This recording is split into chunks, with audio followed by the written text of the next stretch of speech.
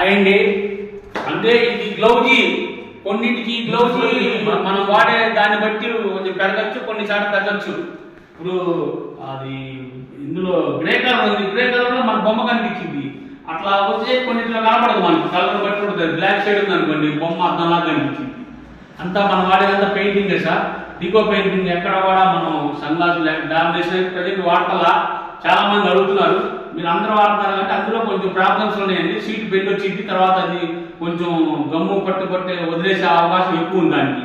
Plywood అనుకోండి చక్కగా కాబట్టి దానికి గట్టిగా చక్కగా అంటుకునేది. డబ్ల్యూబీసీ మీద చిన్న చిన్న ప్రాబ్లమ్స్ ఉన్నాయి. అక్కడ ఏంటంటే ఎవరు నచ్చిందో వాళ్ళు చెబుతున్నారు. మేమైతే మాకు చాలా మంది కంప్లైంట్ ఏం చేయాలి సార్, బాగా బెండ్ వచ్చింది ఏం చేయాలని చెప్పి నాకు చాలా మంది ఫోన్ చేసి అడుగుతున్నారు. డబ్ల్యూబీసీ మీద సంగలాగా అనిపించారు సార్, చిన్న చిన్న ప్రాబ్లమ్స్ ఉన్నాయి. కొంతమంది బబుల్స్ వచ్చింది, కొంతమంది బెండ్ వచ్చింది.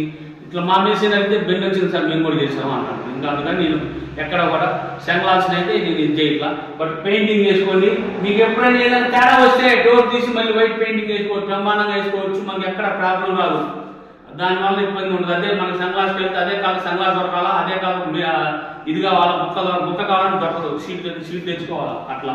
అదండి ఇందులో చిన్న చిన్న ప్రాబ్లమ్స్ అనేది. మొత్తం పెయింటింగ్ వర్క్ మీరు చూస్తున్నది మొత్తం నాది.